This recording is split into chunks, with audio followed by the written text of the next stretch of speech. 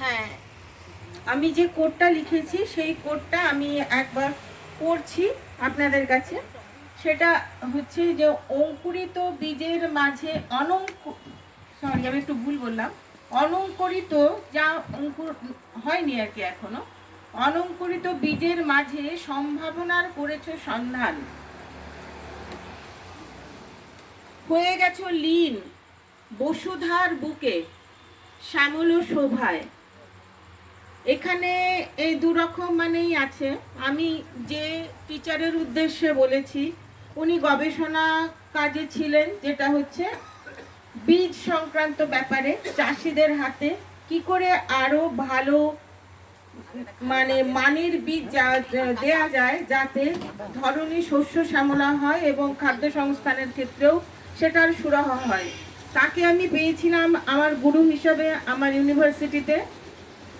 তাই আমি বলেছি যেহেতু উনি বীজের সঙ্গে জড়িত ছিলেন এবং বীজ সিড টেকনোলজি এবং সিড সায়েন্সের উপর ওনার অনেক কন্ট্রিবিউশন আমাদের দেশে আছে, সেই জন্যে আমি সেই কথা স্মরণ করে যেমন ওনাকে তার জন্য শ্রদ্ধা জানিয়েছি।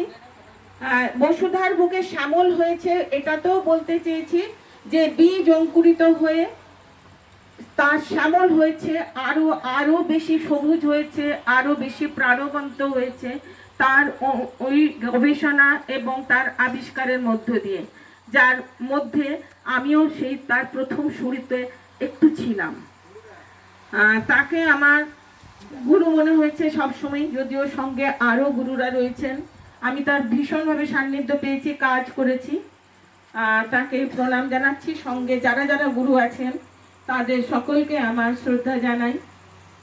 আর ছোট বড় ভেদাভেদ নেই, আর যার কাছেই শিখি সেই আমার গুরু। তাদের সকলকে প্রণাম জানাই এবং সেই সমস্ত প্রণাম একত্রিত হয়ে চলে যাক পরমেশ্বরের পায়ে, যেখানে তিনি পরম গুরু, যার উপরে আর কিছু নেই।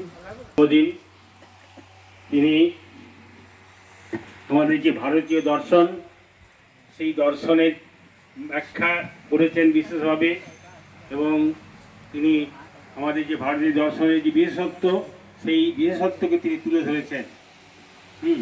আর যখন প্রস্তাব এলো যে আপনার একটি জন্মদিন পালন করা হবে, তখন তিনি তো শিক্ষক ছিলেন, সেই জন্যে তিনি বললেন যদি আমার জন্মদিন পালন করতেই হয় তবে শিক্ষক দিবস হিসেবে যেন এই দিনটি পালিত হয়। এবং সেই থেকেই 1965 থেকে বোধহয় এই দিনটি পালিত হচ্ছে শিক্ষক দিবস হিসাবে। আমরা তাকে স্মরণ করছি, তার যে মহান কীর্তি, সেই কীর্তিকে আমরা মনে রেখে আমরা তার প্রতি শ্রদ্ধা জানিয়ে আজকে আমি আর কথা শেষ করছি। প্রথমেই প্রণাম জানাই আমাদের সর্বপল্লী রাধাকৃষ্ণন মহাশয়কে, যার উদ্দেশ্যে আজ 5 সেপ্টেম্বর পালন করা হয় শিক্ষক দিবস হিসেবে। পরে জানাই আমার প্রথম গুরু আমার মা, এবং সেকেন্ড গুরু আমার বাবা, এবং তৃতীয় গুরু আমার স্কুলের টিচারগণ, যারা আমাদের যাদের সান্নিধ্যে বড় হয়েছি, সব কিছু শিখেছি। এবং অ্যাবাভ 50 এখন আমার গুরু হচ্ছেন হজলার ফাউন্ডার মিস্টার শান্তনু মুখোপাধ্যায়। এখন তার উদ্দেশ্যে বলতে পারি যে এ responsible teacher help to awaken the inner power of a student. শিক্ষক দিবস উপলক্ষে আমি রাধাকৃষ্ণনজিকে প্রণাম জানাই। আর আমাদের জীবনে চলার পথে প্রতিটা শিক্ষককে, ছোট থেকে বড়, যাদের কাছে আমরা যা শিখছি তাদেরকে শ্রদ্ধা, ভালোবাসা, প্রণাম রইল। জীবন গড়ার কারিগর হিসাবে মা ও বাবা হলে আমাদের সব থেকে শ্রেষ্ঠ গুরু।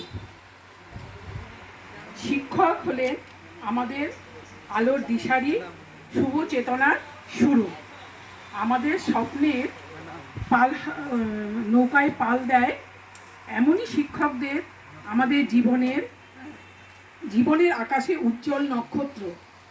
সেই সব শিক্ষকদের প্রতি আমার আন্তরিক অন্তঃস্থল থেকে শ্রদ্ধা, কৃতজ্ঞতা ও প্রণাম জানাই। দর্শকগণকে আমার বিনীত নমস্কার, প্রণাম এবং শ্রদ্ধা জানাচ্ছি। আমি একটা ঘটনা বলবো আমার শিক্ষক সম্বন্ধে। আমরা গ্রামের ছেলে, আমাদের পড়াশোনা হতো না, কিন্তু সেই শিক্ষকরা থাকতেন। আর পাঁচটা হাই স্কুলে 70 সালে প্রথম হায়ার সেকেন্ডারি ব্যাচ আমরা 14 ছেলে ছিলাম। দুর্গাপুজোর সময় ছুটি, দুর্গাপুজোর সময় ছুটি ছিল, তো ভদ্রলোক বলতো সকালবেলা তোমরা আসবে, কারণ আমরা জানি তোমরা চাকরিবাসী ঘরের ছেলে বা কাজের ঘরের ছেলে পড়বে না। তিনি কিন্তু সকালবেলাতে আমাদেরকে ওই দুর্গাপুজোর ছুটির সময়তে, দুর্গাপুজোর 5 দিন বাদ দিয়ে, তখন তো ডিসেম্বর এই মার্চে পরীক্ষা হতো, ওই সময়তে আমাদের পড়াতেন। তো ভদ্রলোক বলেছিলেন যে আমি এত চেষ্টা করছি কিন্তু তোমরা পড়ছি না, ধরতে গেলে আমরা পড়তাম না। যতটুকু মাস্টারমশাই বলতেন সেইটুকুই আমরা মনে রাখতাম।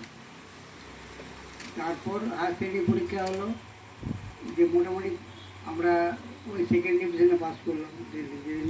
যেদিন আমাদের রেজাল্ট সেদিন বললেন যে তোমাদের থেকে এইটুকু আমি আশা করিনি কোনোদিন, কিন্তু তোমাদের ভালো রেজাল্ট হয়েছে। আমরা সব যতগুলি ছেলেছিলাম পরবর্তী জীবনে সকলেই চাকরি পেয়েছে এবং ভালো ভালো পোস্টিং হয়ে গেছে।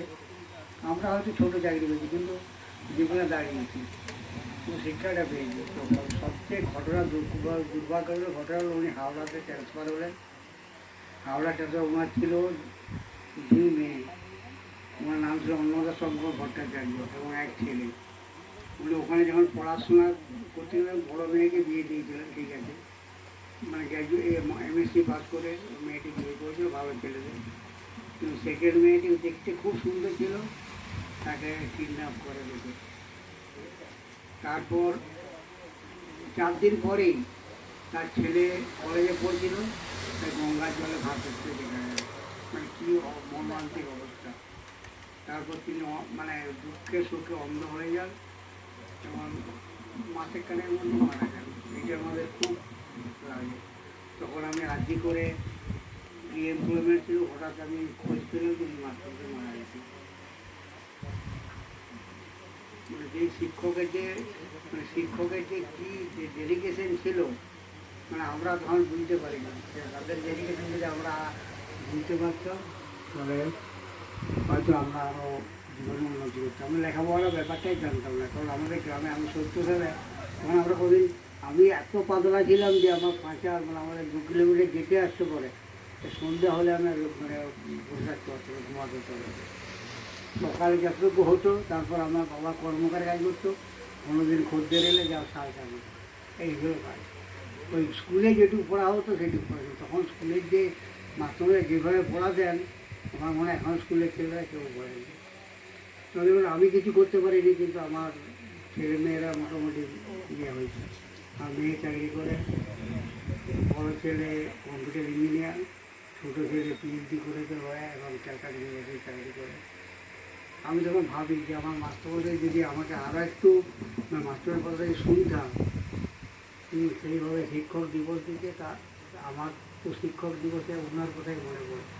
তো ওনার কী ডেডিকেশন, ছাত্রদের জন্য কী প্রচণ্ড পরিশ্রম করছে। আমি ছেলেটিকে মানুষ করবো, আমরা 6 জন মাত্র ছিলাম, 6 জনকেই মানুষ করছি। খুব সুন্দর, কোনোদিন কোনোদিন মারতেন না, কোনোদিন ইয়ে করতেন না, আমাদের হাসাতেন, যে নিজে হাসতেন না। সবচেয়ে ভালো লেগেছে, এমন সুন্দর সুন্দর কথা বলতেন, যোগ করতেন, একটুকু তার মধ্যে হাসি পেয়েছে না, কিন্তু আমরা হেঁটে মানে দৌড়া পড়ে গেছি। ঠিক আছে, আমি নমস্কার জানাচ্ছি এবং আজকে তার কথাটা বেশি করে মনে পড়লো এবং আমাকে আপনারা সুযোগ দিলেন বলে আমি বলতে পারলাম, ভালো লাগে।